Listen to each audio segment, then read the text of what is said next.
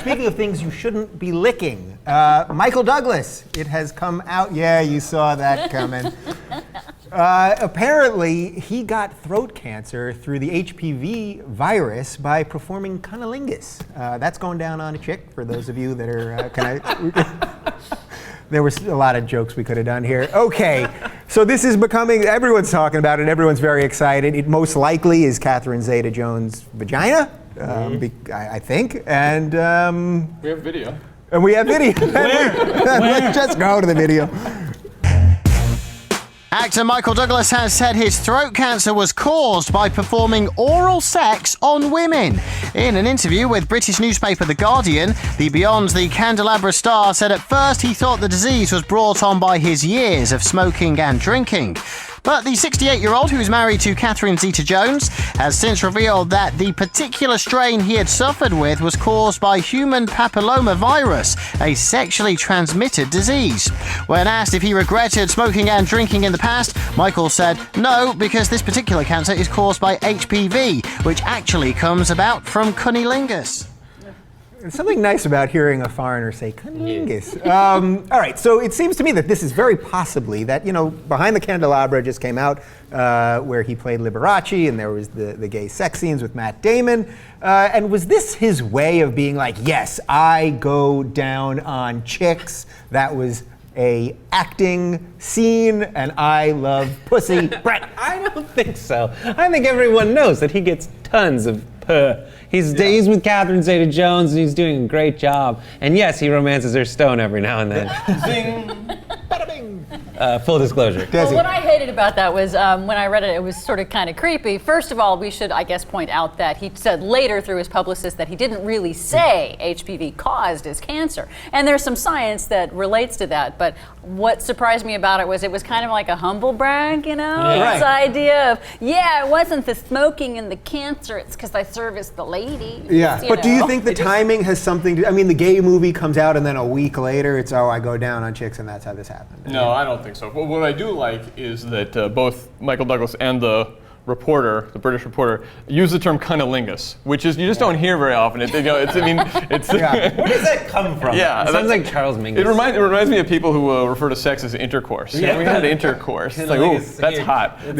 But the other thing I love is that Michael Douglas's publicist, like when he got hired, he probably thought, it's a pretty good gig. Michael Douglas publicist. It's like, probably didn't imagine he's going to be drafting press releases about Michael Douglas giving oral sex to Catherine Zeta-Jones. I feel sort of bad for him. But to your question, no, I don't. I think we give celebrities too much credit for planning these things out. I don't think he even knew that interview was being recorded potentially. Maybe he was humble bragging a little bit to the whoever was interviewing him. But I don't. You think he really wanted this? You think he's like, how much more of this is he going to have to do to make up for what he did to Catherine Zeta-Jones? For putting her on the She's spot. the loser in this, isn't she? Really? So glad that everyone knows now that I have HPV, Yeah. and I ruined one of the largest, the throats of one of the largest, movie stars of the 1980s. Killed my husband with my devious snatch. I mean, It was really. actually a fatal attraction, a near fatal attraction. All right, so if we can do it, if we can get the smirking out of this, which is going to be tough, is this good, actually? Him doing this, whether it was intentional or not, because it has opened a discussion about this, and this thing has been trending on Twitter for 3 days, and yes, 90% of it is jokes, but there is some discussion going on now about how this is transmitted. Yeah, because, HPV for women is terrible. It is the worst thing because the guy, until now, there was no symptoms. Guys can have it their whole lives and it'll be fine, and they give it to women, but the women incubate cervical cancer.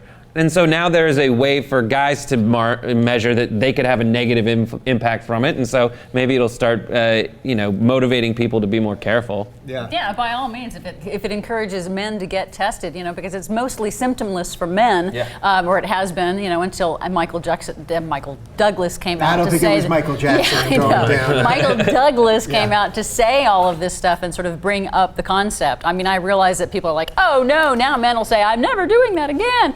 I don't think that's going to happen, first of all. And, if it helps them to get tested and to be more aware of the statistics that that men are the ones that are the carriers of this. Men are the ones that are the transmitters of this. And 95% of Americans, I think, by the age of 25 have come into contact with the HPV virus, like 100 variants of it. So, men should find out if they have it so that they can not necessarily be carrying around a cervical cancer bomb every time, if they're straight, if they have any kind of intercourse or relations or whatever the words are that we want to use with women. Pumping and pumping is another way to talk about it. It is sort of pathetic that this is how public gets informed about something like this, but this is who we are and this is what we do, and so it goes. If this is the way it's got to be, and if Catherine Zeta-Jones has to be made fun of for the rest of her life, long after the guy who was doing this is dead, tough luck for her. Yeah. Personally, I think maybe Amanda Bynes was trying to warn us about this when she tweeted about how she wanted Drake to murder her vagina.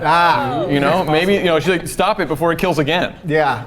Do you is this odd that the running joke is that all straight men are going to use this so they don't have to go down on their wives anymore? Do straight guys not dig the cunnilingus? I'm going to invest heavily in dental dams. I think that's where the future is. I don't, if men are looking for an excuse not to do it. Yeah, are men not trying to do this kind of thing? I just think of it in the same category as the Minotaur, like it exists in myth and fable, but nowhere else.